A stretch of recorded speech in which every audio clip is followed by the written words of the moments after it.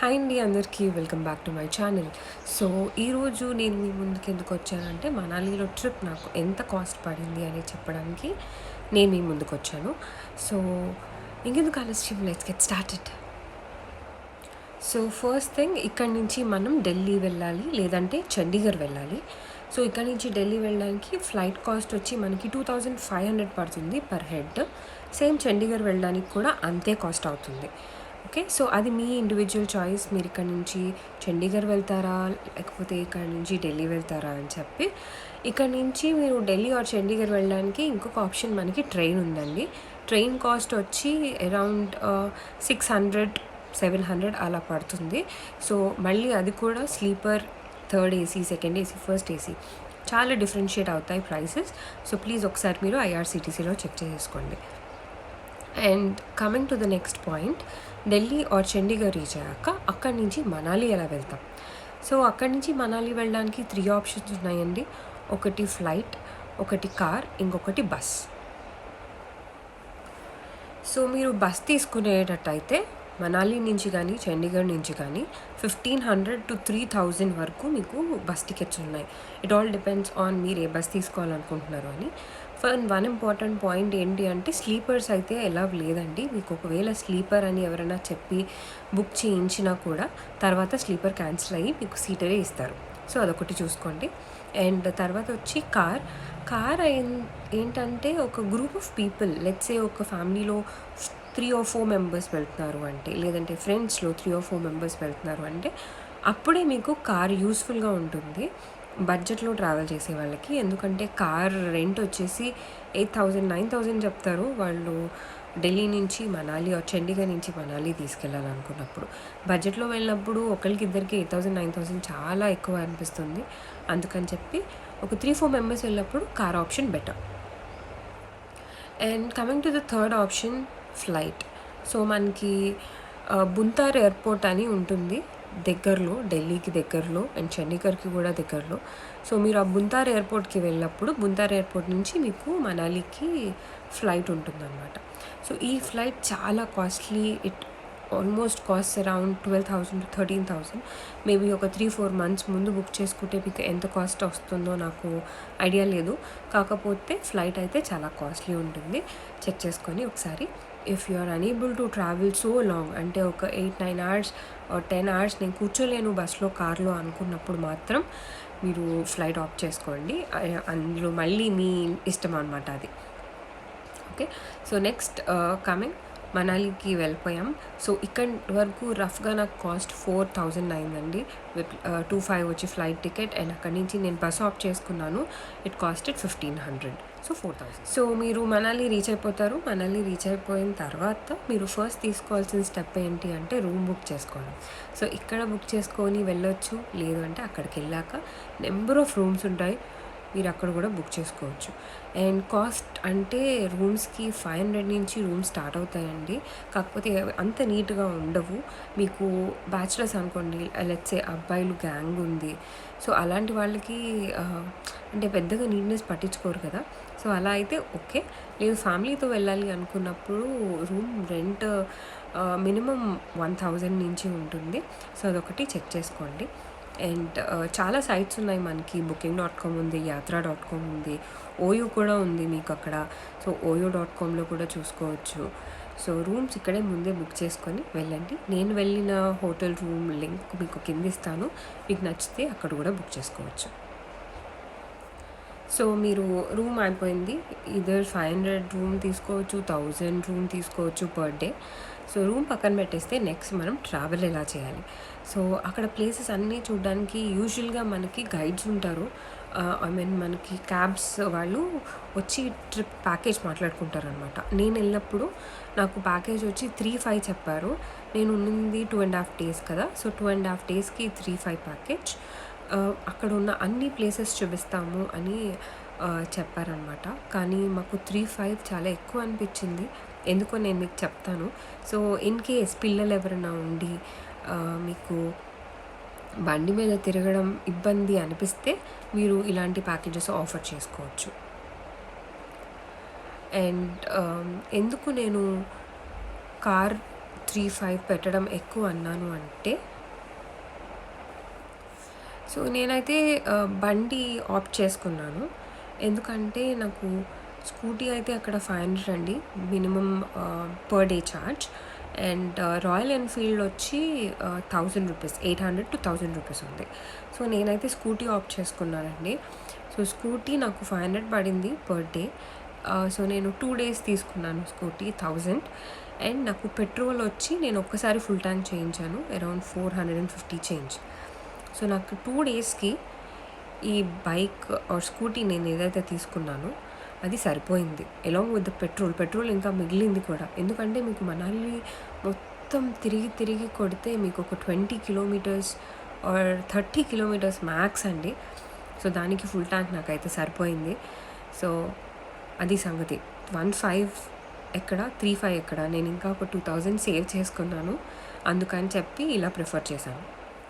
And ఇంకొక point ఏంటి, నేను నా ఓన్గా బైక్ రెంట్ తీసుకొని వెళ్ళినందుకు అంటే, మీరు కార్లో గైడ్స్తో ఎవరితోనో వెళ్ళినప్పుడు మీకు లిమిటెడ్ టైం ఉంటుంది ప్రతి ప్లేస్లో చూసుకోవడానికి. అదే మీరు వెహికల్ మీద వెళ్ళారనుకోండి, ఐ మీన్ బైక్ మీద వెళ్తే మీరు ఇష్టం వచ్చినంతసేపు ఎక్కడంటే అక్కడ ఉండొచ్చు, ఫొటోస్ దిగొచ్చు, సో స్పెండ్ చేయొచ్చు ఎక్కువ టైం మనం వెళ్ళినందుకు. అందుకని చెప్పి దీనికి ఆప్ట్ చేసుకోవడం జరిగింది. కానీ ఫ్యామిలీ ఎవరైనా వెళ్తే మాత్రం car best. Yeah, so next point వచ్చేసి ఫుడ్. మనం టూరిస్ట్ ప్లేసెస్కి ఎక్కడ వెళ్ళినా ఫుడ్ అయితే చాలా కాస్ట్లీ ఉంటుంది. మీకు both veg and non veg దొరుకుతాయి ఇక్కడ మనాలిలో. సో మోస్ట్లీ ఫేమస్ అయినవి ఏంటి అంటే అక్కడ మోమోస్ ట్రై చేయండి తప్పకుండా, చాలా బాగుంటాయి. అండ్ పరాటా. సో ఈ రెండు ట్రై చేయాలి. అండ్ పర్ హెడ్ ఒకళ్ళకి 600 to 700 అవుతుందండి ఫుడ్, మార్నింగ్ బ్రేక్ఫాస్ట్ నుంచి లంచ్ అండ్ డిన్నర్కి కూడా. ఓకే, సో 700 అయితే వేసుకుందాం ప్రస్తుతానికి. సో మనకి ఇప్పుడు ఏమేమి ఖర్చు అయింది, 4000 వచ్చి travel, if you're travelling in flight from Hyderabad to Delhi or Hyderabad to Chandigarh. అక్కడి నుంచి బస్ ప్రిఫర్ చేసుకుంటే 1500 మినిమల్ ఛార్జ్. సో 4000 అక్కడ. రూమ్ మీరు పర్ డే 1000 తీసుకుంటే 2 days కాబట్టి 2000. సో 4000 ప్లస్ రూమ్ ఒక 2000, 6000. అండ్ బైక్ రెంట్ తీసుకుంటున్నాం మనం. సో బైక్ రెంట్ వచ్చి 1000 రూపీస్ 2 daysకి. సో అదొక 1000, 7000. అండ్ పెట్రోల్ ఒక 500, 7500 అయితే అయింది వితౌట్ ఫుడ్. సో 2 days కాబట్టి 2 days అయితే మనకి 1500 వేసుకోండి అరౌండ్. సో 7000 అండ్ 8500 అవుతుంది. అండ్ షాపింగ్ అంటారా, మాల్ రోడ్ మొత్తం షాపింగ్కే, మీ ఇష్టం వచ్చినట్టు షాప్ చేసుకోవచ్చు. షాపింగ్ అమౌంట్ వచ్చి బడ్జెట్లో వేయకండి, ఎందుకంటే ఎవరి ఇండివిజువల్ బడ్జెట్ బట్టి వాళ్ళు షాపింగ్ చేసుకుంటారు కాబట్టి.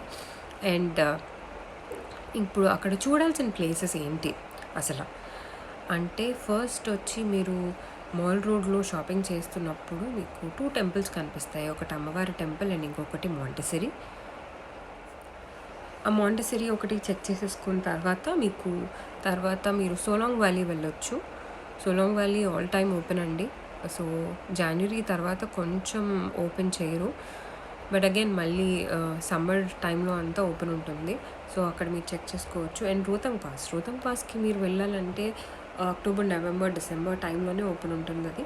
సో మీరు వెళ్ళేటప్పుడు మీకు ఆ ప్లేస్ కనుక వెళ్ళాలి అని ఫిక్స్ అయితే ఒకసారి చెక్ చేసుకొని వెళ్ళడం better. And jogini water falls, ఇది హిడెన్ డైమండ్ అండి, అసలు చాలామందికి తెలీదు.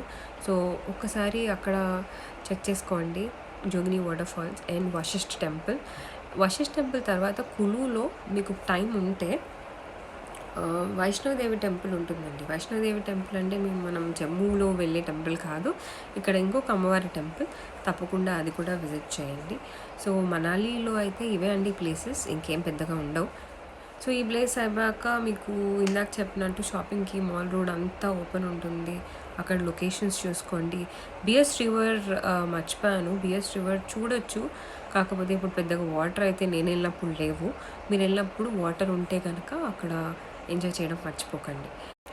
అండ్ మీరు మాల్ రోడ్లో షాపింగ్ చేసేటప్పుడు మెయిన్గా చేయాల్సిన పని ఏంటంటే బార్గెయిన్ చేయాలి.